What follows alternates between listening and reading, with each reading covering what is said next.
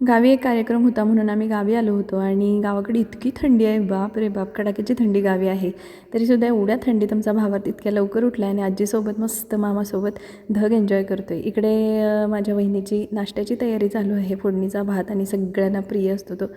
नंतर आमचा तरी नाश्ता झाला आणि मग तिने भावासाठी सुद्धा मस्त असं खायला बनवलं होतं. बेसनचे छोटे छोटे असे पोळे बनवले होते. इतके गरम होते तरीसुद्धा त्याला तो दम निघत नव्हता. गरम होता तरीसुद्धा ते हातात घेऊन खात होते. ते तुम्ही बघू शकताय. सकाळी नाश्ता वगैरे झाला आणि दुपारी मस्त आम्ही सगळ्यांनी जेवून घेतलं. नंतर आम्हाला थोडीशी शॉपिंगलासुद्धा जायचं होतं, कारण आमच्या गावचा आज असतो बाजार. तिकडेसुद्धा जाऊन आलो आणि जेवून झाल्यानंतर ना अशी भावाची आणि त्याच्या आजोबांची अशी मजा चालू होती. सगळ्यांच्या घरात चष्मे असल्यामुळे की नाही त्याला सारखा चष्माच घालायचा असतो. प्रत्येकाकडे गेला की त्यांचा चष्मा मागतो आणि तो असा घालून बघतो आणि इतका क्यूट दिसत होता. संध्याकाळी मस्त चहा घेतला आणि इतकी थंडी, संध्याकाळी 5 वाजले की थंडी चालू होती. छान कडकडीत चहा घेतला आणि म्हटलं जरा आपल्याच घरच्या गार्डनमध्ये परड्यात एक राऊंड मारून येऊया, फेरफटका मारून येऊया. छान छान सुंदर सुंदर अशी फुलं लागलेली आहेत. मस्त पांढरा गुलाब, झेंडूची फुलं, इतकी छान शोची फुलं, मस्त छान वाटत होतं.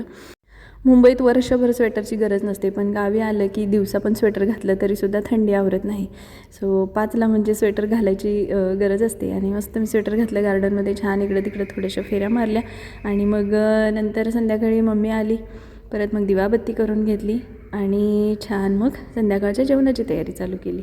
तर तुम्ही ते बघू शकताय. छान वातावरण होतं, थंड आणि मस्त. तुळशीजवळसुद्धा दिवा लावला मम्मीने. आपण आपल्या आयुष्यात किती भरकटत असतो, म्हणजे थोडे जरी निगेटिव्ह विचार आले तरी आपण आयुष्यात इकडे तिकडे आपले म्हणजे विचार म्हणा किंवा आपलं मन असं भरकटत असतं. पण ती जी शिस्त आहे ना ती या मुंग्यांकडून शिकली पाहिजेत. एकसुद्धा मुंगी आपला रोड सोडून, म्हणजे आपली पुढची मुंगी जी जाते ना त्याच्या पाठीमागूनच जात होते. रात्री जेवणाची तयारी चालू होती तेव्हा भावात, आजोबा, आजी मस्त असे मजा करत होते. परत भावातला चष्म्यासोबतच खेळायचं होतं सगळ्यांच्या. आता त्याने मामीचा चष्मा घेतला होता आणि त्या मामीच्या चष्म्यासोबत तो खेळत होता आणि काढून घालून तेच चालू होतं. मम्मी भाकरी करत होती आणि बाकीच्या सगळ्या जेवणाची तयारी वहिनी करत होती. मला खरवेस खूप आवडतो म्हणून वहिनीने आज खरवेससुद्धा बनवला होता. नंतर मामा आला आणि मामासोबत पण भावात तसा मस्त मस्त खेळत होता. खेळून तो इतका दमला की जेवायच्या आधी झोपला. त्याला झोपवलं आणि मग आम्ही जेवून घेतलं. चलो बाय.